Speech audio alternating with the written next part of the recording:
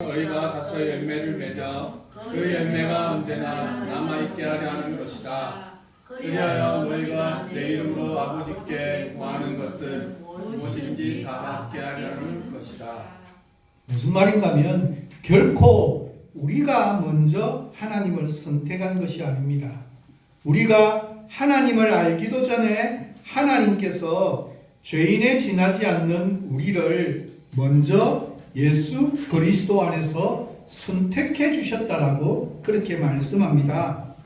비록 우리는 죄인일망정 하나님께서 먼저 선택하시고 하나님의 자녀로 부르시면 우리가 할 수 있는 일은 가지에 붙어 있는 것, 그러므로 말미암아서 농부가 되시는 하나님으로 인해서 열매를 풍성하게 맺을 수 있도록 하나님과의 바른 관계 속에서 살아가게 되는 것, 그것이 우리가 할 수 있는 믿음의 근원적인 모습입니다.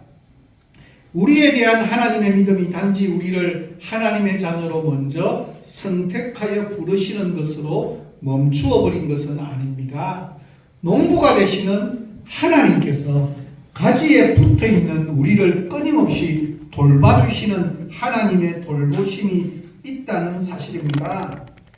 그래서 하나님께서 우리를 그냥 내버려 두시고 보화처럼 그냥 내팽겨 친 것이 아니라 끝까지 우리를 돌봐주시는 분으로 성경은 우리에게 소개하고 있다는 사실입니다.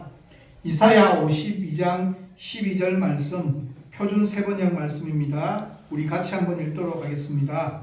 그러나 이제는 주님께서 너희 앞에 가시며 이스라엘의 하나님께서 너희 길을 지켜주시니 너희가 나올 때에 한급히 나오지 않아도 되며 도망치듯 달아나지 않아도 된다. 우리를 먼저 택하여 불러주신 하나님께서는 우리의 앞에서 우리 삶 가운데 놓여져 있는 모든 힘들고 어려운 문제, 그리고 미래 삶 가운데도 펼쳐지는 모든 삶 속에 있는 그 어떤 장애물과 난간이 있다 할지라도 우리와 함께 하시는 하나님께서 때로는 우리가 곁길로 간다 할지라도 하나님의 말씀으로 우리의 양심과 영혼을 두드려 깨우시고 바른 길로 인도해 주십니다. 하나님의 그 믿음에 대한 인간의 응답이 바로 믿음입니다. 그래서 믿음의 출발점도, 믿음의 가정도, 믿음의 종착점도 철저하게 하나님이십니다. 믿음의 주체가 삼위일체 하나님이시오 인간은 그 도구에 지나지 않습니다. 그래서 하나님의 자녀로 부르심을 받은 그리스도인들은 믿음의 대상을 함부로 바꿀 수가 없습니다. 하나님께서 선택하셨기 때문에, 하나님께서 책임져 주시기 때문에, 아니 저는 결코 바꿀 수 없다고 생각합니다. 믿음의 객체인 인간에게 믿음의 주체이신 하나님은 상대적 존재가 아니라 절대 순종해야 될 절대자이시기 때문입니다. 그래서 우리 기독교를 가리켜 흔히 은혜의 종교라고 말하는 것은 인간과 하나님의 관계가 인간의 종교심에서 시작하는 것이 아니라 하나님의 믿음에서 기인하고 있기 때문에 기독교를 은혜의 종교라고 그렇게 표현하는 것입니다. 따라서 그리스도인의 바른 믿음의 삶을 살기 위해서는 반드시 생각의 전환이 선행되어져야 합니다. 믿음의 출발점이 나 자신이 아니라 하나님이시라고 하는 이 생각의 대전환이 없는 믿음은 말씀이 가르치는 믿음이 아니라 단지 내가 스스로 무엇인가를 해서 하나님으로부터 무엇인가를 큰 것을 얻고자 하는 인간의 종교심일 뿐입니다. 인간의 종교심은 깊어지면 깊어질수록 인간의 의와 자랑거리가 됩니다. 무엇 때문일까요? 종교심의 출발점이 인간의 탓이기 때문입니다. 그러나 그리스도인의 믿음은 아무리 깊어져도 그 자체가 그리스도인의 의나 자랑거리가 될 수 없습니다. 그리스도인의 믿음의 출발점은 인간을 먼저 믿어주신 하나님의 은혜이기 때문입니다. 하나님의 그 은혜를 아는 믿음이 깊어지면 깊어질수록, 그래서 내가 무엇을 해서 얻는 것이기 아니기 때문에 우리는 결과들 앞에서 겸손해질 수밖에 없습니다.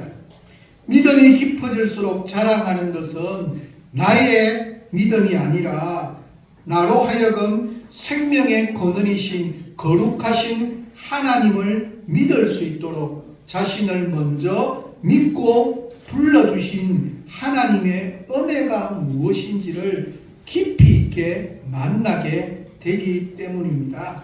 우리가 하나님을 알기도 전에 하나님께서 우리를 먼저 믿어주신 것은 말할 것도 없고, 우리가 하나님의 부르심을 받은 이후에도 얼마나 많은 허물과 죄로 말미암아서 때로는 좌절하고 낙담하고 넘어지고 너무 비참한 모습 가운데 있다 할지라도, 그럼에도 불구하고 하나님께서 변함없이 우리를 믿고 베풀어 주신 하나님의 은혜를 생각하면 우리가 어찌 그 은혜 앞에서 교만할 수 있겠습니까? 그 은혜 앞에서 우리 자신의 것 중에서 도대체 무엇을 자랑할 수 있다는 말이겠습니까? 그래서 사도 바울은 갈라디아서 6장 14절에서 이렇게 말하고 있습니다. 표준 세번역 말씀입니다. 우리 같이 읽도록 하겠습니다. 그런데 내게는 우리 주 예수 그리스도의 십자가밖에는 자랑할 것이 아무것도 없습니다. 그리스도로 말미암아 내 쪽에서 먼저 세상이 죽었고 세상 쪽에서 보면 내가 죽었습니다. 사도 바울에게는 자랑할 것이 정말 많았습니다. 가문적으로도 로마의 시민권을 가진 그때 당시에 몇 안 되는 이스라엘 사람들 중에 몇 안 되는 로마 시민권을 가지고 있었습니다. 학력으로 이야기하면, 지금으로 이야기하면 우리나라의 큰 문제를 일으키고 있는 서울대 법대를 능가할 만한 가장 뛰어난 인재들만이 갈 수 있는 것에서 공부했고 가장 훌륭한 사람 밑에서 배움을 받았습니다. 경력 또한 유대교에서 손꼽히는 모든 것을 내세울 만한 어느 것 하나 빠질 것 없는 모든 것을 완벽하게 갖춘 사람이었습니다. 그럼에도 불구하고 그는 자랑할 것이 이렇게 많음에도 불구하고 자랑할 것이 없다라고 이야기합니다. 왜요? 하나님의 구원의 은혜를 깨닫고 보니까 자신이 스스로 자랑할 수 있는 것이 자신을 아무리 돌아봐도 하나도 없다라고 표현합니다. 하나님께서 예수 그리스도 안에서 자신을 먼저 택하여 부르시는 은혜를 베풀어 주지 않았다면 자신은 죄 가운데서 영원히 멸망당하여 죽을 수밖에 없는 존재라는 것을 철저하게 깨달았기 때문입니다. 하나님께서 먼저 우리를 믿고 불러주신 은혜를 내가 정말 믿는다면 바울의 고백이 우리의 믿음의 고백이 아닐까, 그렇게 한번 생각해 봅니다. 우리에게는 자랑할 것이 아무것도 없음을 깨달아 예수 그리스도의 십자가 안에서 오직 하나님의 은혜만을 자랑하는 겸손한 그리스도인의 모습이 바른 그리스도인의 모습이 아닐까 생각해 봅니다. 인간이 신을 찾아 나서는 종교심은 인간이 필요할 때만 신을 찾게 됩니다. 내가 호흡하는 호흡 끝마다, 그래서 끊임없이 성경이 말씀하는 것은 항상 기뻐하라, 쉬지 말고 기도하라, 범사에 감사하라. 내가 생명하며 호흡하는 모든 것 순간순간마다 하나님의 은혜를 결코 잊어버리지 말라라고 우리에게 말씀하고 있습니다. 그래서 우리는 하나님을 따로 찾아 나서지 않더라도 내 생명의 호흡 속에서 내 생명의 호흡의 근원이 하나님으로부터 옴을 깨닫는 그것이 바로 바른 그리스도인의 믿음의 모습입니다. 왜냐하면 하나님께서 이미 내 자신을 찾아와 계심을 알기 때문입니다. 우리가 하나님을 알기도 전에 먼저 우리를 찾아오신 하나님께서는 우리 앞에서 우리를 인도하시고 우리의 뒤에서 우리를 호위하시고 우리 안에서 우리와 더불어 계십니다. 이것은 내가 깨닫지 못하고 발견하지 못하고 알지 못한다 할지라도 말씀에서 이야기하고 있는 하나님이 우리를 지켜주시고 보호하여 주시고 인도하시는 분명한 원칙이라고 끊임없이 계속해서 말씀하고 있습니다. 시편 121편 4절 말씀입니다. 표준 세번역 성경입니다. 이렇게 이야기합니다. 이스라엘을 지키시는 분은 졸지도 않으시고 주무시지도 않으신다. 내가 보니 잠잘 때 너무너무 피곤하고 힘들고 어려워서 코를 골며 자고 있는 그때도 나는 나 자신을 스스로 인식하지 못하고 있는 그 순간마저도 하나님께서는 졸지도 아니하시고 주무시지도 아니하시고 우리와 함께 하시고 우리의 숨 호흡을 이끌어 주시고 인도하시는 분이라고. 그러므로 이 사실을 믿는 사람이라면 하나님 앞에서 내가 호흡하며 살아가는 모든 것이 하나님의 은혜임을 결코 잊어버리지 못한다는 사실입니다. 시편 139편 1절부터 4절까지의 말씀입니다. 우리 같이 한번 읽도록 하겠습니다. 주님께서 나를 사사시 살펴보셨으니 나를 많이 알고 계십니다. 내가 앉아있거나 서있거나 주님께서는 다 아십니다. 멀리서도 내 생각을 다 알고 계십니다. 내가 길을 가거나 누워있거나 주님께서는 다 살피고 계시니 내 모든 행실을 다 알고 계십니다.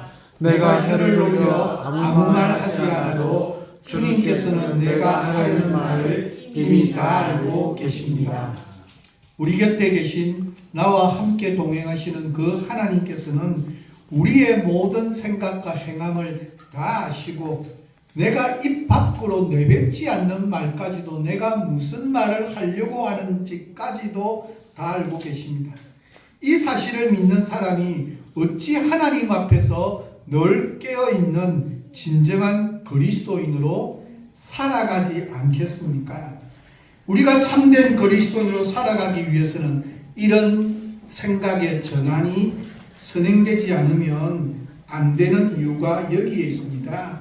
믿음의 출발점이 인간이 아니라 하나님이시라고 하는 이 생각의 전환이 반드시 있어야만 우리는 겸손하게 깨어있는 그리스도인으로 살아갈 수가 있습니다. 이것이 없으면 타 종교에서 말하고 있는 종교심과 구별될 수 없고 종교심이 깊어지면 깊어질수록 인간은 실은 하나님과는 더욱 무관한 삶을 살아갈 수밖에 없게 됩니다. 그럼 도대체 주님께서 우리를 택하여 세웠다는 의미가 무엇을 의미할까요? 여기에 대해서 주님의 교회를 개척하시고 스위스 한인교회 선교사를 역임하시고 100주년 기념교회에서 마지막으로 목회 생활을 하시다가 지금은 은퇴해서 산청에 거창에 살고 계시는 이재철 목사님의 책에서는 여기에 대한 의미를 세 가지를 이야기합니다. 이분이 옛날 배우 고은하 씨의 동생입니다. 이분이 성이 다른데 왜 다를까? 고은하 씨가 가명님 연예인이기 때문에 다른 이름을 썼고 이 고은하 분도 근사님이십니다. 교회에서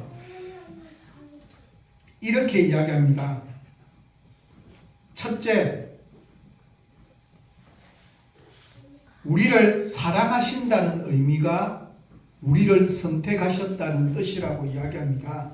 우리가 가게에서 물건을 고를 때 마음에 드는 것을 선택합니다. 그 말은 더 마음에 들었기 때문에, 더 사랑했기 때문에 그것을 선택하는 것과도 똑같습니다.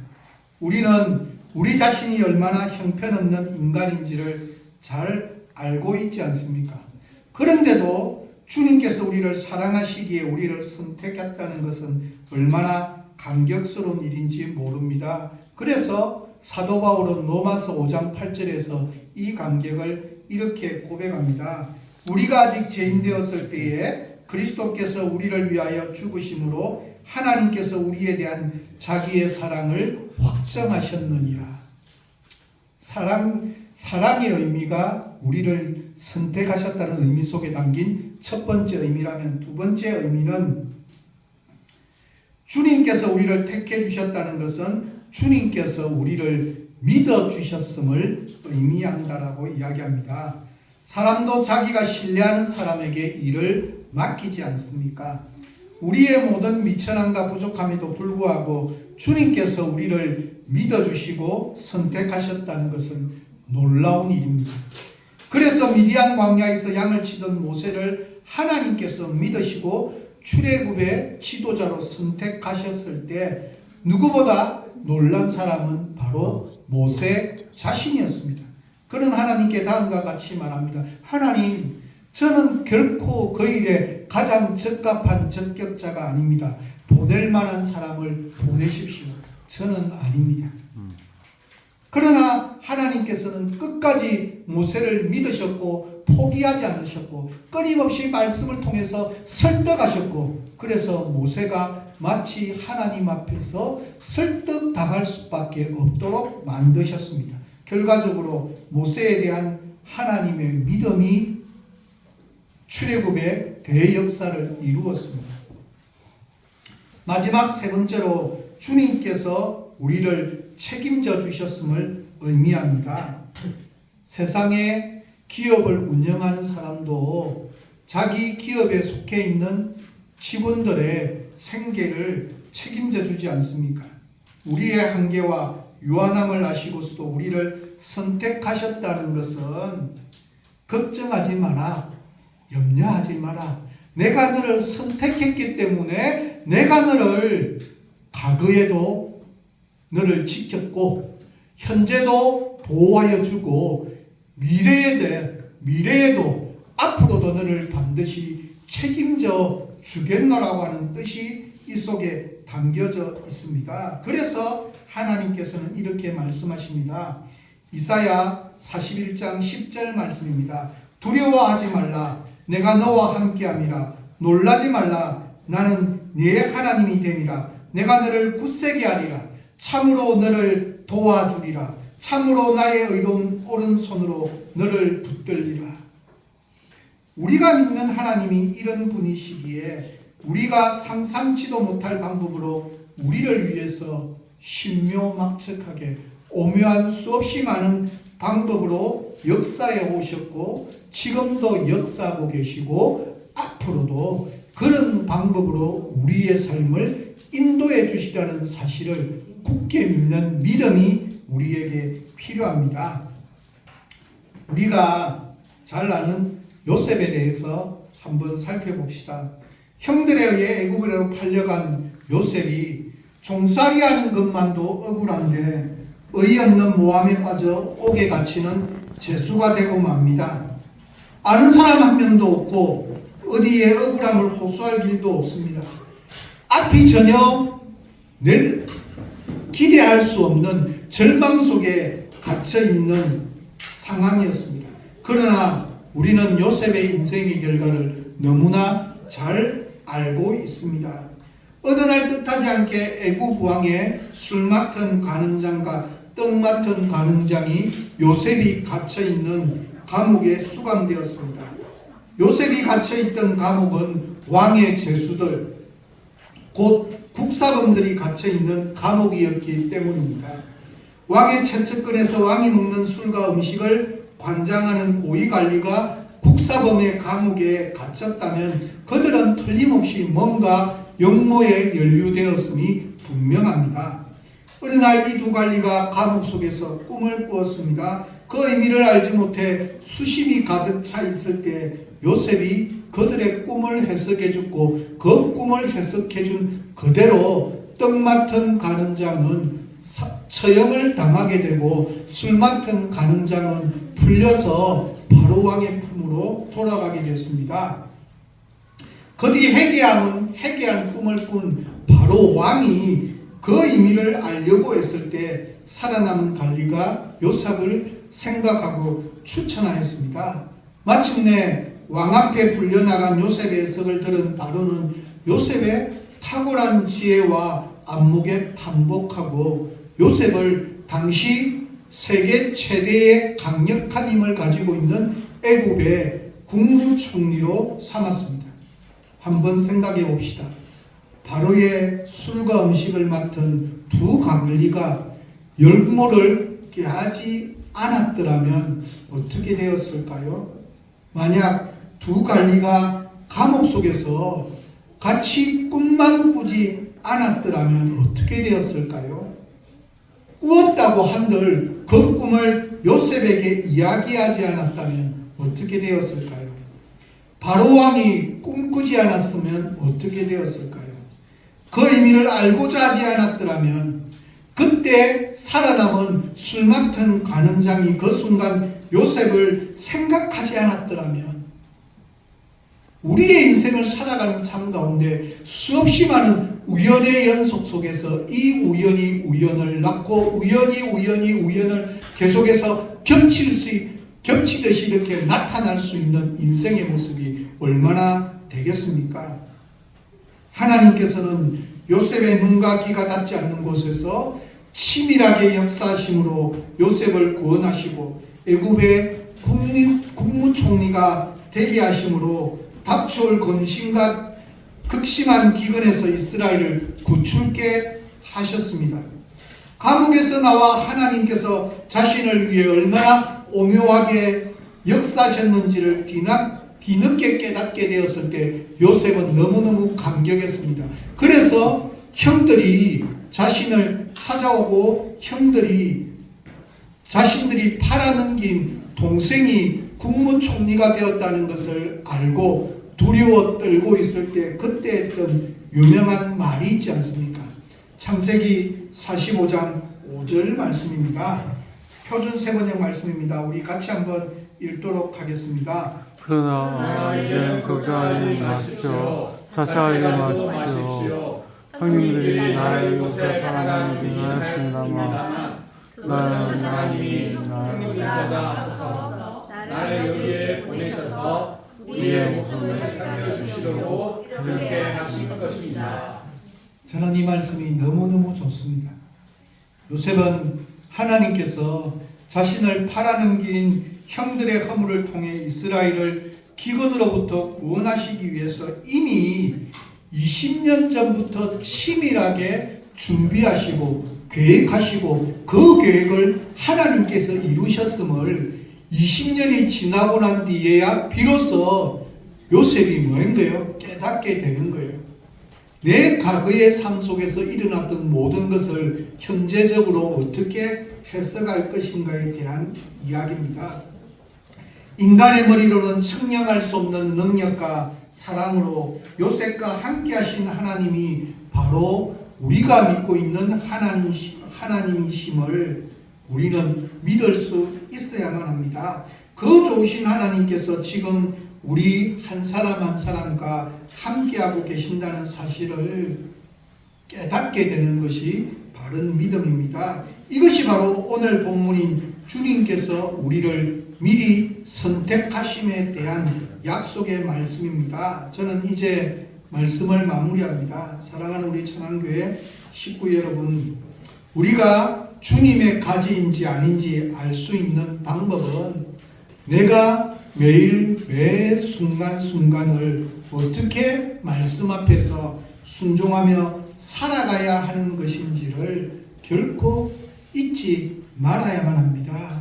말씀을 통해서 단지 나 한 사람을 구원하기 위한 것이 아니라 포도나무에 붙어있는 모든 가지들을 더불어 함께 맛볼 수 있도록 구원의 은혜를 누릴 수 있도록 풍성한 열매를 맛볼 수 있도록 만들어주신 은혜임을 결코 나 한 사람만을 위한 구원의 은혜가 아님을 우리는 깨달아야만 합니다. 어린이 주일이어서 이야기를 한 가지 전하도록 하겠습니다. 2000년도 4월 파키스탄에 있는 한 소년 이크발 마시가 어린이 노벨상으로 불리는 세계 어린이상의 첫 수상자가 되었습니다. 세계 어린이상은 스웨덴의 적십자가 주축이 되어 결성한 비영리 인권단체 어린이 세상이 그의 처음으로 제정한 상이었습니다. 그러나 시상식장에서 미화 8만 달러의 상금을 받은 사람은 수상자인 이크발 마시 어린이가 아니라 그의 가족이었습니다. 왜냐하면 이크발은 이미 이 세상에 더 이상 살아있지 않기 때문이었습니다. 이크발은 4살 때부터 파키스탄의 카펫 공장에서 감금되어 하루에 1루피, 그러니까 미화로 2센트 정도, 센트는 100센트가 1달러죠. 그러니까 너무 극히 작은 돈이에요. 매일 10시간 이상씩 강제 노동을 당하면서 그 조그만 돈을 받습니다. 그러다가 9살이 될 때 극적으로 카펫 공장을 탈출한 이크발은 파키스탄 노예 노동 해방 정선의 일원이 되었습니다. 그 이후 곳곳을 다니면서 어린이 노예 노동의 실상을 폭로하였습니다. 그는 이렇게 이야기합니다. 지금 나는 나와 있지만 이 순간에도 파키스탄에서는 600만 명의 아동 노동자들이 피눈물마저 착취당하며 카펫을 짜고 있습니다. 이 이크발의 절규는 많은 사람들의 심금을 울렸고 그 여파로 파키스탄의 몇몇 카펫 공장들이 문을 닫기도 했습니다. 그러나 이크발 어린이는 12살 때 파키스탄 라호르에서 개한의 총격을 받고 어린 나이로 숨지고 말았습니다. 그 어린이를 무참하게 죽여버린 범인의 배우가 카펫 공장 주인들이었습니다. 따라서 스웨덴이 새 밀레니엄 계획의 하나로 마련한 어린이 노벨상의 첫 수상자로 카펫 공장의 희생자인 이크발을 선정한 것은 아주 적절해 보입니다. 그리고 시상식장에서 이크발의 가족에게 상을 수여한 사람은 스웨덴의 실비아 왕비였습니다. 한번 잠시 생각해 봤으면 좋겠습니다. 유럽의 왕실들을 포함하여 서부 유럽의 중상층 이상은 모두 세계 최고의 카펫 고객들입니다. 서부 유럽의 그 고객들을 위해 파키스탄을 비롯한 중근동의 카펫 공장에서 이크발 같은 수많은 어린이 노동자들이 강제 노동과 착취를 당합니다. 그런데도 서부 유럽의 세계 최고 카펫 고객들이 카펫 때문에 목숨마저 잃은 이크발을 위해 상을 제정하고 시상하고 뜨거운 축하 박수를 쳐줬습니다. 그러나 아무도 그것을 이상하게 여기지 않았습니다. 엄청난 모순이 아닐 수가 없습니다. 온 세계인이 선진국으로 부러워하고 소위 어느 것보다 지성인들이 모여 산다는 서부 유럽은 이런 모순투성이로 가득 차 있습니다. 서부 유럽마저 이렇다면 비선진화된 일반 나라는 오죽하겠습니까? 실은 인간이 있는 곳이라면 어디든 모순이 있기 마련입니다. 왜냐하면 인간 자체가 모순 덩어리이기 때문입니다. 왜냐하면 내가 인생의 주인이고 내가 무엇이든 할 수 있다는 자기 모순적인 모습이 있기 때문입니다. 나라는 존재는 철저하게 하나님이 나의 주인이시고 주님이 나를 선택하여 주셔서 하나님의 백성이 됨을 결코 잊지 않는다면 나 하나만을 위한 삶이 아니라 더불어 함께 살아가는 것이 무엇인지, 지금 당장은 힘들고 어렵다 할지라도 나를 미리 선택하신 하나님께서 나를 책임져 주시는 하나님이라고 정말 내가 바르게 믿는다면 나보다 더 힘들고 어려운 사람들을 위해서, 왜냐하면 모두가 같은 가지임을 내가 믿는다면 나의 믿음이 어떤 삶을 살아가야만 될까 한 번은 생각해 보는 것이 바른 믿음이 아닐까. 더 가슴 아픈 것은 그 서부 유럽의 대부분의 사람들이 그리스도인이라는 사실입니다. 이것은 참으로 가슴 아픈 일입니다. 나 혼자 편하고 잘 먹고 평안을 누리는 삶을 살기 위한 믿음이 결코 아닙니다. 믿음은 포도나무에 붙어있는 모두가 바른 가지임을 깨닫는 것으로부터, 그 가지는 농부인 하나님께서 책임져 주심을 깨닫고 나를 선택하신 하나님이 있음을 깨닫는 믿음의 모습이 바른 가지의 삶의 모습임을 추호도 잊어버리지 않기를 소망합니다. 그래서 이번 한 주간 살아가는 나의 삶 속에 수없이 많은 어떤 힘들고 어려운 일이 있다 할지라도 나를 예전에 미리 선택하신 하나님께서 책임져 주시는 하나님임을 추호도 잊어버리지 않고 하나님을 말씀 앞에 온전히 순종하며 살아가는 귀하고 복된 한 주간이 되어지시기를 예수 그리스도 이름으로 간절히 부탁드립니다. 기도하도록 하겠습니다. 말씀으로 우리를 인도하시는 하나님 감사합니다. 나는